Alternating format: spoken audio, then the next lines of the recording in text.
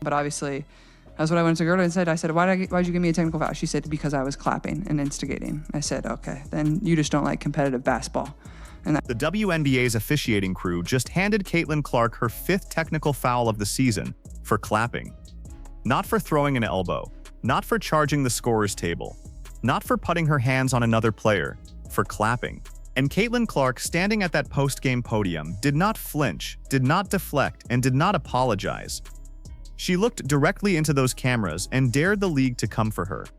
That is the moment we are documenting today. This is Rim Run, and today we are ripping the doors completely off the WNBA's 2-tiered officiating system, the one that protects physical aggression from Phoenix Mercury players while hunting Caitlin Clark for the crime of showing competitive emotion on a basketball court.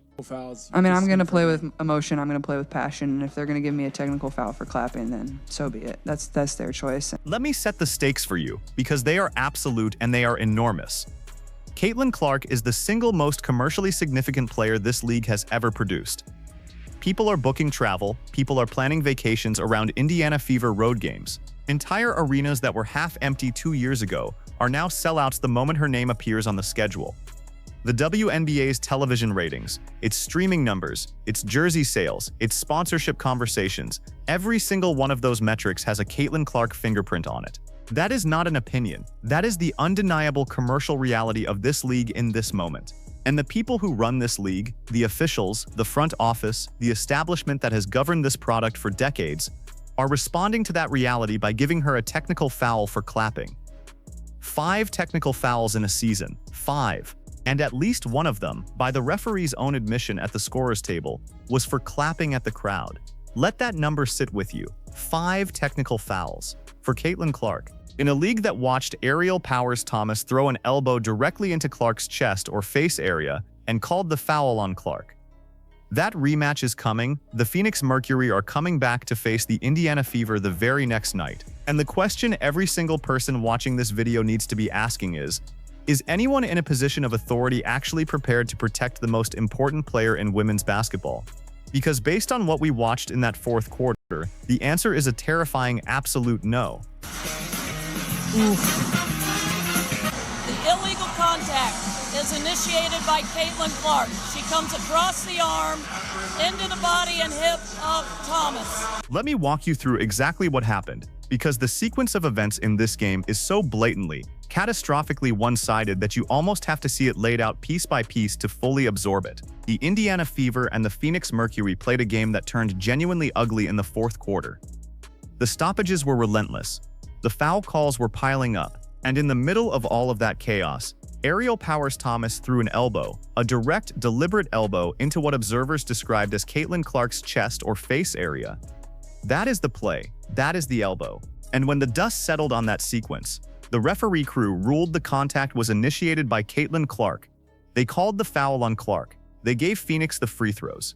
Indiana used a timeout to challenge that call. The challenge was successful, meaning even the review process confirmed something was wrong with the original ruling. And yet somehow, the story coming out of that game was not about the elbow. It was not about the Mercury's physical aggression. The story the league wanted told was about Caitlin Clark's technical fouls. And then there was Mahisha Hines-Allen. She was ejected, thrown completely out of the game, run out, gone. And even that, even a full ejection of an Indiana Fever player in the middle of a brawling 4th quarter, was not enough to slow down what was happening to Caitlin Clark on the floor. And then there was Sophie Cunningham and Natasha Bonner.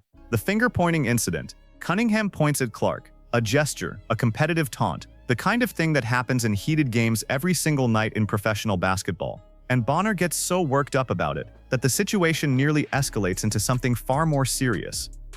Finger-pointing. That is what set the Mercury sideline off. Finger-pointing from the Indiana Fever side. But clapping from Caitlin Clark, that is what earned a technical foul. I want every single person watching this video to hold those 2 facts in your mind simultaneously. Bonner and the Mercury bench erupt over finger-pointing. Nothing happens. No technical, no warning, no league discipline. Caitlin Clark claps, competitively, emotionally, in the middle of a tightly contested game, and she gets a technical foul, her 5th of the season. 2 more and she is facing a suspension. That is the rulebook math. That is the unavoidable arithmetic of what the officiating crew just did to this league's most important player. Now here is the part that makes this so much bigger than one game, one foul call, one ejection. Caitlin Clark went to the post-game podium, and she did not play the political game. She did not give the league the soft answer that protects everyone's feelings and makes this story go away quietly. She said exactly what she saw, and I want you to hear it directly from her, because there is no spin to put on what she said. Here it is in her own words. But obviously, that's what I went to Gerda and said. I said, why'd you give me a technical foul? She said, because I was clapping and instigating. I said, okay, then you just don't like competitive basketball. And She said it, with cameras rolling. She asked the referee why she received the technical foul, and the referee told her it was for clapping and instigating. And Caitlin Clark's response to that explanation was, and I want you to hear this framing, okay, then you just don't like competitive basketball. She said it. To the official's face, on camera.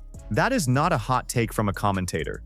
That is the protagonist of this entire league telling the referee corps, to their face, that their standards are incompatible with competitive basketball.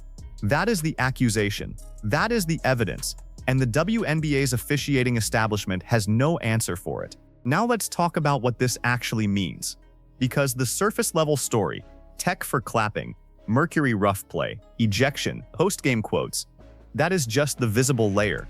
What is underneath it is a pattern, a deliberate, ruthless, absolutely undeniable pattern of officiating behavior that has followed Caitlin Clark since the moment she entered this league. Think about what a technical foul for clapping actually communicates to a player. It communicates that your emotional expression, your competitive fire, the very quality that makes you must-see television, the thing that fills those arenas, is a liability. It communicates that the referee crew views your passion as a problem to be managed rather than an asset to be celebrated. Every single technical foul that gets handed to Caitlin Clark for non-contact, non-verbal behavior is the officiating establishment telling her to be smaller, to be quieter, to be less. And here is the catastrophic irony that the people who run this league cannot seem to process. The reason anyone is watching is precisely because Caitlin Clark refuses to be smaller. The reason those arenas are full is because she plays with that fire, that emotion, that absolute refusal to accept a bad call without at minimum registering her disagreement. You cannot have it both ways. You cannot market the passion and then penalize the passion. You cannot sell the fire and then try to extinguish it with technical fouls every time it flares up. 5 technical fouls. 5. And at least one of them, by the referee's own verbal explanation at the scorer's table, was for clapping, not for profanity, not for physical contact with an official, not for throwing equipment, for clapping. I mean, I'm going to play with emotion, I'm going to play with passion, and if they're going to give me a technical foul for clapping, then so be it. That's their choice. Now let's talk about the double standard, because this is the part of the story that the conversation on television refuses to have. And I mean that literally. The conversation that happens in mainstream sports media around Caitlin Clark and WNBA officiating is always framed around whether Clark needs to manage her emotions better, whether she needs to be more aware of the technical foul threshold, whether she is bringing some of this on herself by being too demonstrative. That framing is a deliberate misdirection, and here is why. Aerial Powers Thomas threw an elbow into Caitlin Clark's face or chest area. That is not a judgment call. That is not a gray area. That is a player throwing her elbow into the body of another player. And when that play was reviewed, when Indiana challenged it and the challenge was successful, the initial call was still allowed to stand in terms of the broader narrative. The league did not come out and say Thomas's physical aggression was the story of that game. The league did not flag that play for review and discipline. The story remained Caitlin Clark's technical fouls. Let me say that back to you so you do not miss it. Thomas threw an elbow at Clark's face. The foul was initially called on Clark. The challenge was successful, meaning the review agreed the original call was wrong, and yet the dominant officiating narrative out of that game was Clark's 5th technical. Clark's clapping, Clark's emotional expression, not the elbow, not the physical aggression from the Phoenix side, the clapping. This is the pattern. This is what the establishment does not want you to sit with for too long. Because the moment you do, the entire narrative they have been selling you collapses. The narrative that says the officiating is neutral, that the calls are consistent, that every player in this league is held to the same standard. That narrative cannot survive contact with the actual sequence of events from that game. And it is not just this game. The transcript of what happened in that 4th quarter specifically mentions that last year, there were multiple incidents targeting Caitlin Clark right out of the gate early in the season. Multiple. The league went through an entire offseason of discussion about player safety, about protecting its marquee talent, about making sure the product on the floor reflected the investment fans were making in it. And then in the very next season, we are right back here. Thomas's elbow, the foul called on Clark, the technical for clapping, the rematch scheduled for the very next night. The people who run this league have learned nothing. Or, and this is the more unsettling possibility, they have learned exactly what they need to know, and they simply do not care enough about the consequences to change anything. Now I want to talk about the rematch, because this is where the stakes become genuinely alarming. The Phoenix Mercury and the Indiana Fever are scheduled to play again the very next night after this game. The very next night, after an ejection, after an elbow to the face, after a fourth quarter that lasted, as one observer put it, approximately 17 years worth of stoppages and foul calls. After all of that animosity, these two teams are back on the floor together within 24 hours. And here is what we know about the Mercury going into that rematch. They lost. They were getting beaten. They were being outplayed. And when teams that play physical, aggressive basketball start losing, the physicality tends to escalate, not decrease. That is not a prediction.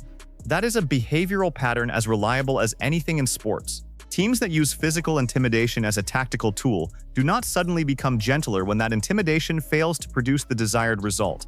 They double down. They get more aggressive. They look for opportunities. The question that Kathy Engelbert and the WNBA front office needed to answer before that rematch tipped off was simple. What are you going to do to make sure Caitlin Clark is protected on that floor? What specific instructions went to the officiating crew?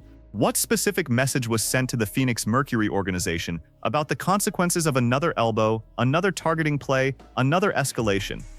Because based on the evidence from the first game, based on the technical for clapping, based on the foul initially called on Clark for the Thomas elbow, based on the ejection of Hines Allen while the Mercury physicality went largely unchecked, the answer to that question appears to be nothing.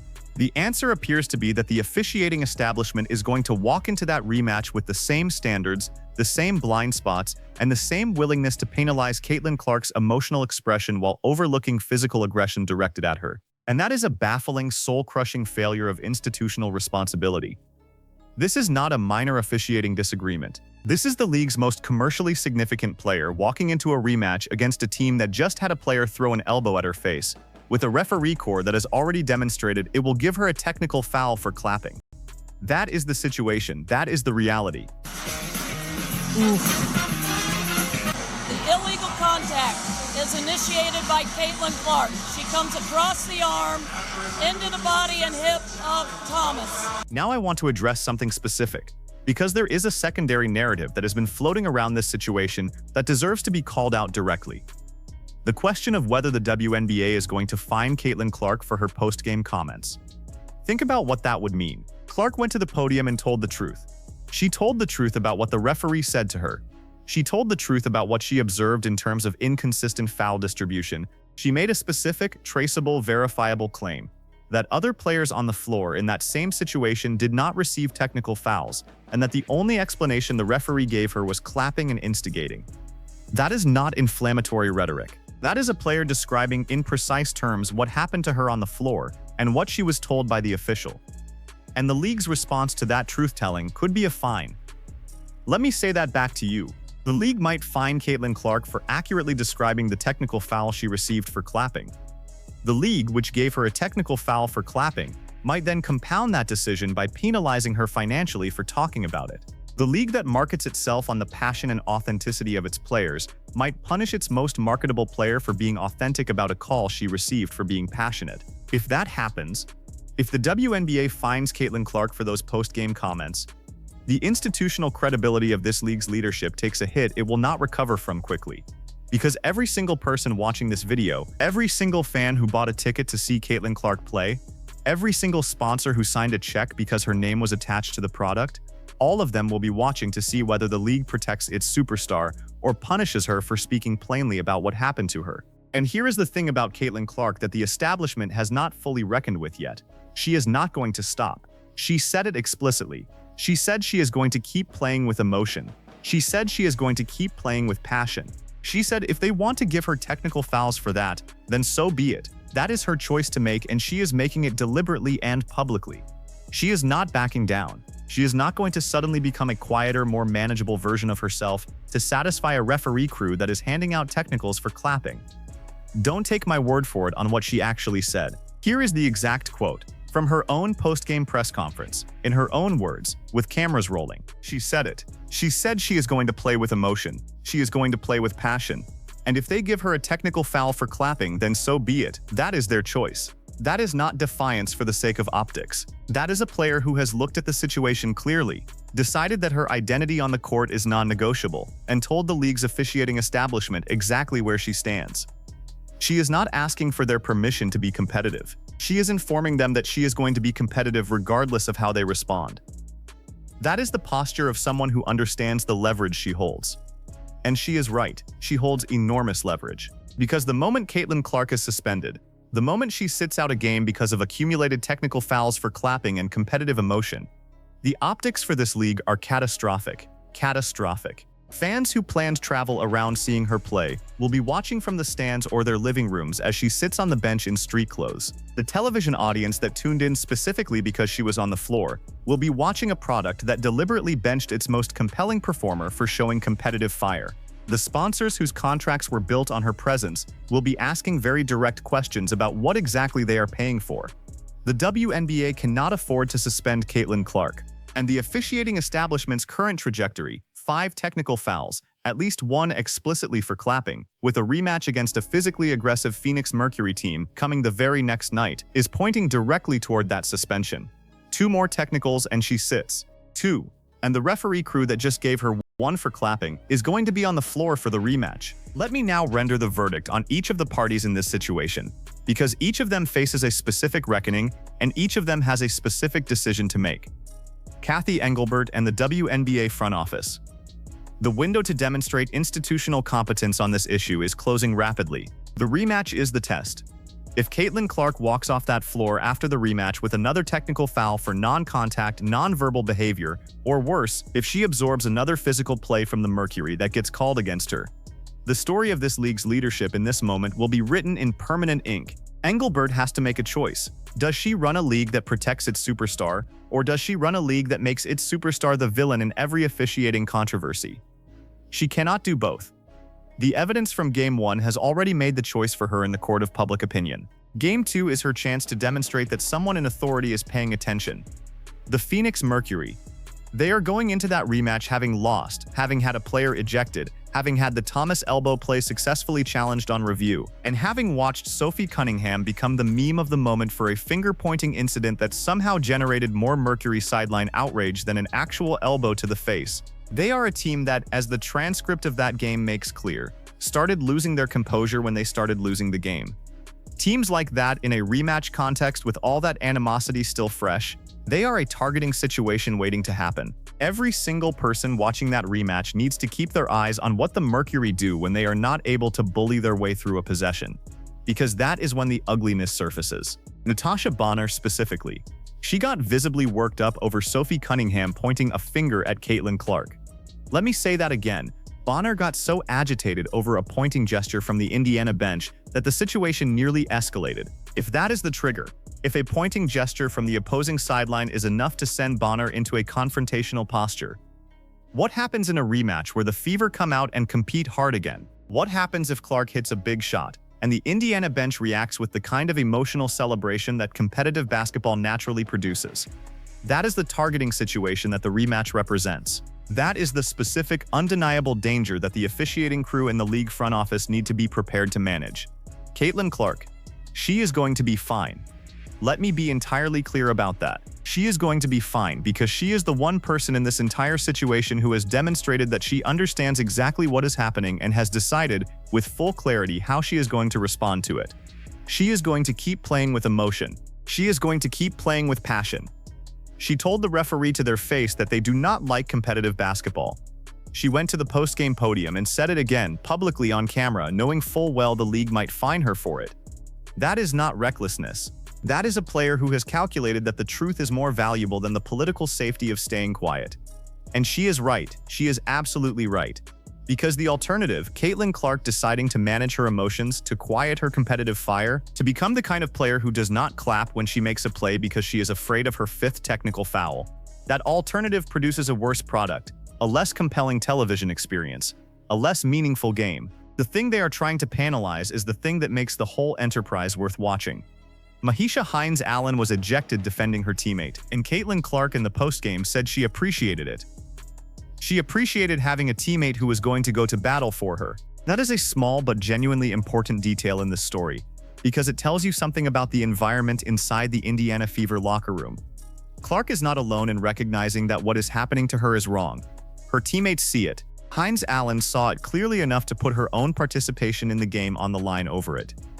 And here is the final, most damning piece of this entire picture. The transcript from that game includes a moment where the official review ruling was announced, the successful challenge on the Thomas contact play. The ruling stated, and I want you to hear this framing very carefully, that the illegal contact was initiated by Caitlin Clark. That was the original call. That was what the referee crew put on the floor in real time. Caitlin Clark initiated the illegal contact. That was the call. The challenge was successful, meaning the review process found enough to overturn or modify the original ruling. And yet the original call still sent Phoenix to the free throw line. The original call still gave Indiana the timeout charge. The original call was the one that went into the box score and the game narrative first. Think about what it takes to get a call like that.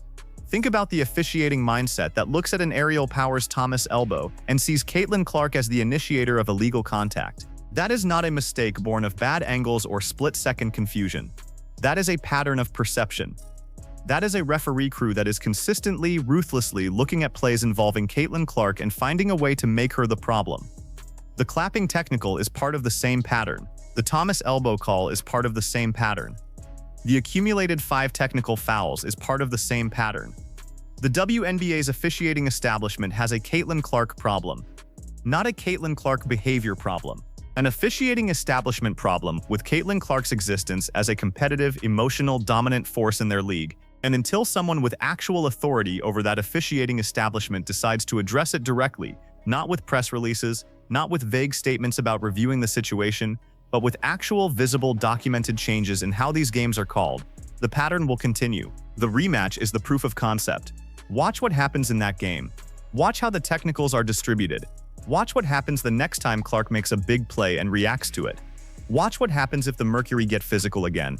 The rematch will tell you everything you need to know about whether anyone in a position of power in this league is actually paying attention. Here is the clip that nobody in the mainstream sports conversation wants to linger on, because it recontextualizes everything about the officiating double standard we just documented. This is the official review announcement from that game. Listen to how the contact is described. Listen to whose name is attached to the word initiated. The illegal contact is initiated by Caitlin Clark. That is what the official said into the arena microphone. That is what went out over the public address system to everyone in that building. Thomas throws the elbow, and the first official call, before the challenge, before the review, is that Caitlin Clark initiated the illegal contact. That is the accusation that was put on the floor in real time. And even after the challenge succeeded, even after the review confirmed something was wrong with that original ruling, the broader narrative of the game still centered on Clark's technical fouls rather than on the play that just proved the officiating crew's initial instinct was to blame her. That is the undeniable, on the record, announced over the public address system evidence of the double standard we are talking about. Not an opinion, not a hot take. The official announcement: Caitlin Clark initiated the contact on a play where Thomas threw an elbow at her face. Caitlin Clark is right now, today, in this moment, carrying this league's commercial future on her back while the officiating establishment treats her like a problem to be managed. She is playing with passion and fire and competitive emotion that fills arenas and drives television ratings. And she is being handed technical fouls for clapping. She is absorbing elbows to the face and getting the foul called against her. She is going into a rematch the very next night against the team that just put her through all of that, with the same referee crew, with the same institutional blind spots, with the same two-tiered standard that has been the story of her time in this league. And she is not flinching, not even a little. She is standing at that podium, looking directly into those cameras and telling the referee to their face that they do not like competitive basketball. She is telling the league to put her suspension date on the calendar if that is what they want to do. She is playing with emotion and she is playing with passion, and she is daring the establishment to make her the villain for it, knowing full well that the moment they do, every single person who planned a vacation around seeing her play will be watching from the stands as the league suspends its own golden goose. Caitlin Clark is not the problem. Caitlin Clark is the solution. And the people who run this league need to decide, before that rematch tips off, whether they are going to protect her or whether they are going to keep handing technical fouls to the only player keeping the lights on. Here is the forced choice for everyone watching this video. And I want you to drop your answer in the comments right now. When the rematch tips off, when the Phoenix Mercury and the Indiana Fever are back on that floor the very next night with all of that animosity still in the air, does the WNBA's officiating crew finally hold the Mercury accountable for physical play? Or does Caitlin Clark walk off that floor with technical foul number 6? One of those two things is going to happen. There is no middle ground. The rematch is the referendum on whether this league's leadership is paying attention. Vote in the comments, tell us what you think is going to happen. If you are new here and this is the first time you have found this channel, hit subscribe right now. Hit the notification bell. Every time a story like this breaks, every time the establishment tries to bury the lead on what is actually happening to the most important player in women's basketball, we are going to be here to rip the doors off it. This is Rimrun. We will see you in the next one.